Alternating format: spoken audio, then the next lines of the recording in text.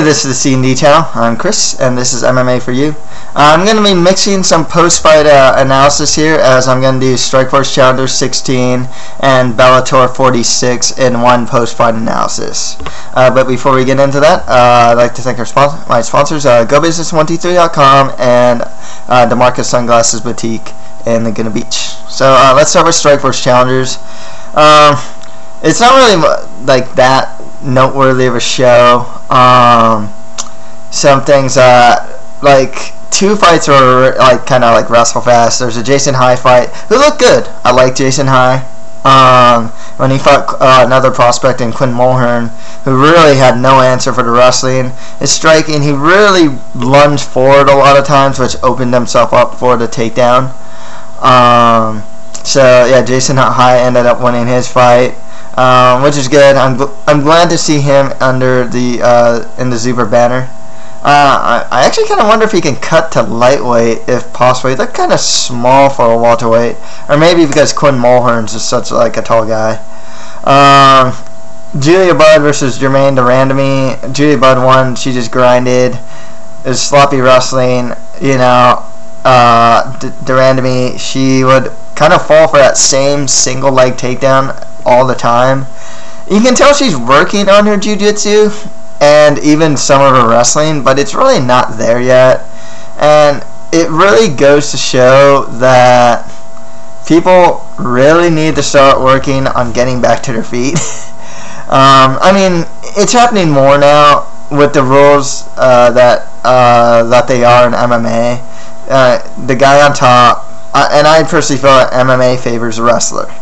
And the guy on top, Miguel Torres versus Demetrius Johnson is a good example. The guy can fight on the bottom for so long, and the guy on top can do next to nothing, and the guy on top will still win.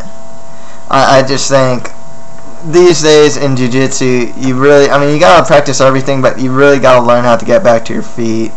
And in MMA too, a lot of people need lateral movement. That's the thing. You can't just stand in front of people if they're just trying to take you down. So, and it was a good one for Bud, who came off a loss to Amanda Nunes. But it was a very, you know, like, it's MMA. You know, this is, you know, hey, you gotta win at the end of the day. And why do you want to fight to the other person's strengths anyways? You know? So, it's a good win in that sense for Julia Budd. But it was not like the, you know, it's definitely not a fight you'd want to like rewatch or anything like that. Lawrence Larkin looked really good in his fight. He's like one of the only guys. I mean, he went against Gian Vellante. He did get taken down in the first round and showed good takedown defense. Man, this he has really good strikes too. I mean, they're fast. He throws a lot of single strikes though, but they're fast. He'll throw like front kicks, and they're just really fast. And he moves well. He's also, Lawrence Larkin looks like a guy that can cut to middleweight, to be perfectly honest. I think he would do really well in that division. If he's comfortable with it, of course. As far as with him, he is like the only guy that actually stood out. Lawrence Larkin's the only one that really stood out in the Challenger Series, and looks like a guy that could go to the UFC. I think Carlos Fedor can too eventually, but you know, as of like right now, I remember reading some forums where it's like, okay, out of all the guys I fought, who do you think is really like a UFC caliber guy? And it's like, well, that's what the Challenger Series is for, because they're not ready for the UFC. They're not even ready for the Strikeforce main card.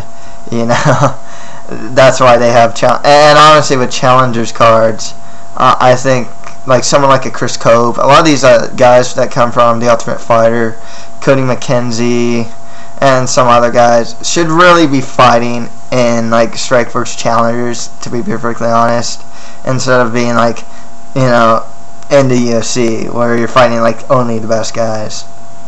Next right after that, we had Ryan Couture. He beat Matt Ricehouse beat Ryan Couture. Jeez, sorry. There were some complaints I heard. It's like, oh well, he's only he got co-main event status because of his name.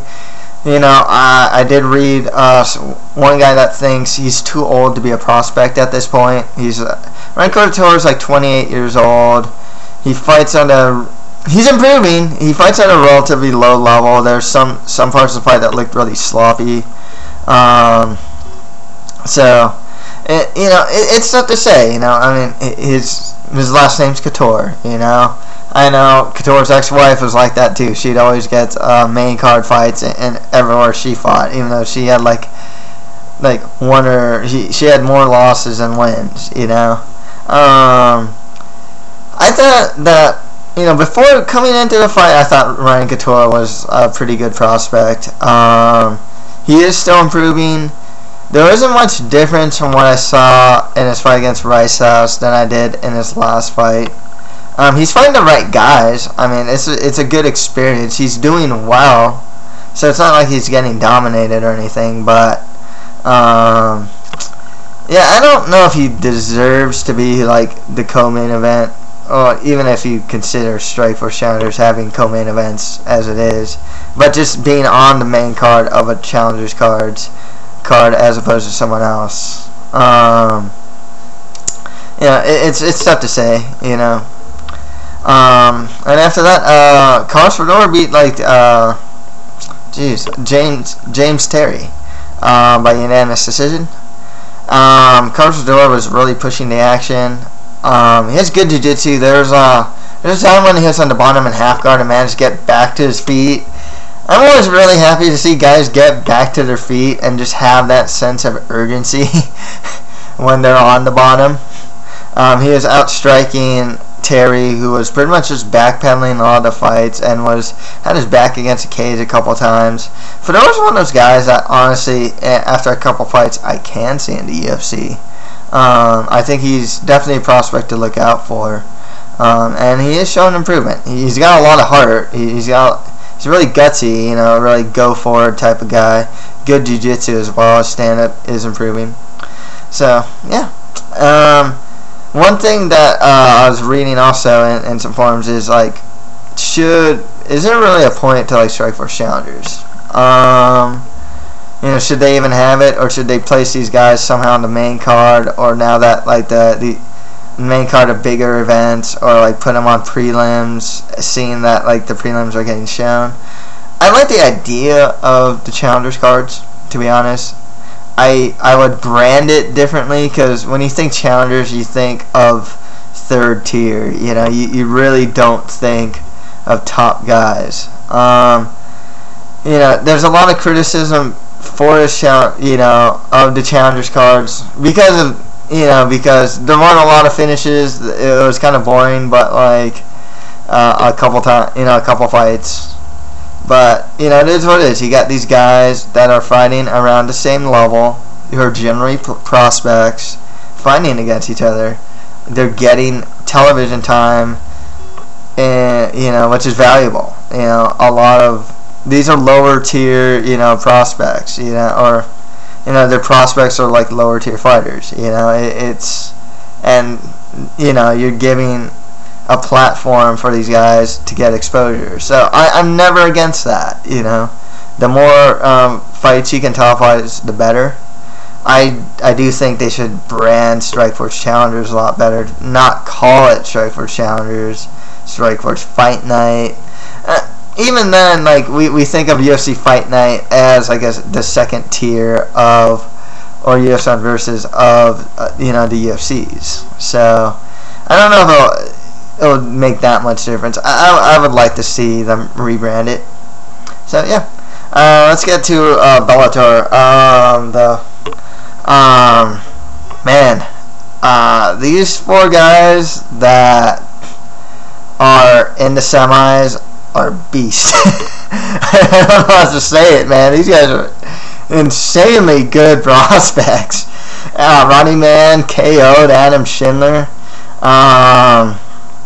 You know, Adam Schindler had a reach advantage. Didn't really know how to use it. You know, he was kind of winging punches. He threw a couple good inside leg kicks. He had a better wrestling pedigree, and Ronnie Man, you know, like many British fighters, you know, doesn't have the best takedown defense, but it didn't really show. But yeah, Ronnie Man was just a crisper, more technical fighter and just got the KO. You know, Maligari, he won his fight against Jacob Devry by guillotine choke. Marlon Sandro got a split decision against De Silva. Pat Curran, Peruvian necktie against Luis Palomino. I mean, these guys are awesome.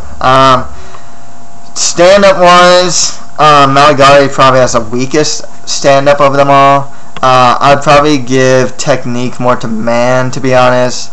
Marlon Sandro, he doesn't have the greatest movement. He kind of stands in front of his opponents. He hits really hard though.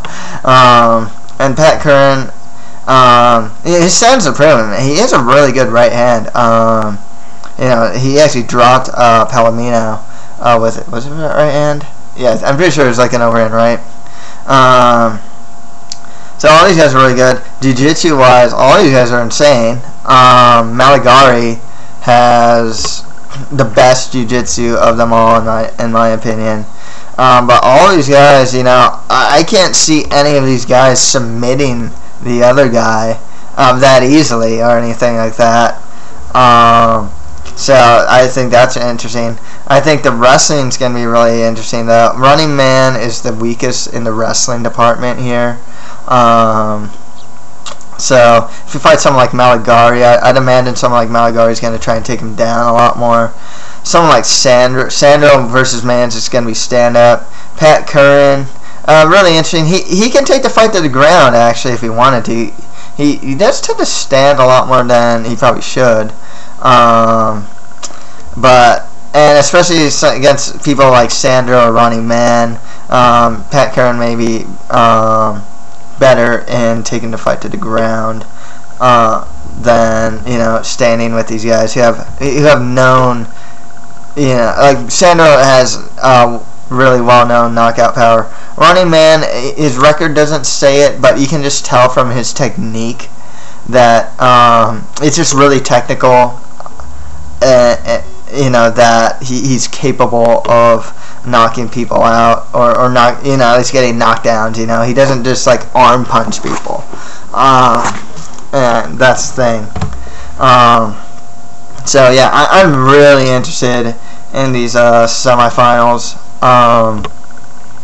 Obviously, Patricio Pitbull is going to fight Joe Warren for a 145-pound title. I think Patricio Pitbull is going to win that one.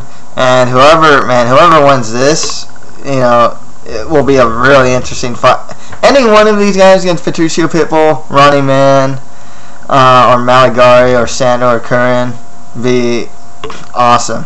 I mean, Joe Warren can win it. I can't see Joe Warren, despite like knocking out Soto. He looked really bad in his last fight that he probably should have lost. Yeah, that was a robbery there. I'm not overly impressed with Joe Warren. I think he's not going to finish Patricio Pitbull. I don't think he's going to be able to grind for 3 of 5 rounds. I think Pitbull is definitely going to be the better striker. His takedown defense is pretty good. So that's why I think Pitbull is going to win against Warren, and one of these guys is gonna fight Pitbull. If I were to choose one of these 4, God, the favorite right now is probably Sandro. Obviously, I think, you know, I can't go with Sandro here. I can't go with Maligari. I think his stand-up isn't up to par with the other 3 guys. His ground game's great. I think he'd have problems against some of these guys. Curran, I can imagine a guy like Curran. Okay, if Maligari takes on Curran, you know, I think Curran's just going to get back to his feet, you know. A lot of these guys actually are really proficient in Brazilian Jiu-Jitsu. I think all of them are capable of like getting back to their feet and winning the stand-up. So Maligari would be like the dark horse. I think he's the least likely to win it. Curran or Man, Geez, Curran won the lightweight one. He went 5 rounds with Eddie Alvarez. I mean, he got outclassed. He looked really good here against Palomino. I think he backs up a lot, which I don't like. Someone like Sandro's going to be in his face all the time. Someone like Ronnie Mann, I think, is a more technical striker. So, it's tough to say. Like, I'm going towards Mann, but the only problem is the wrestling. So, it's just one of those things. I can't really decide. If I were to choose one, honestly, probably go with Pat Curran to win the whole thing. Sandro or Mann for second. Maligari's my second and third. Maligari's my fourth. But all these guys are really strong.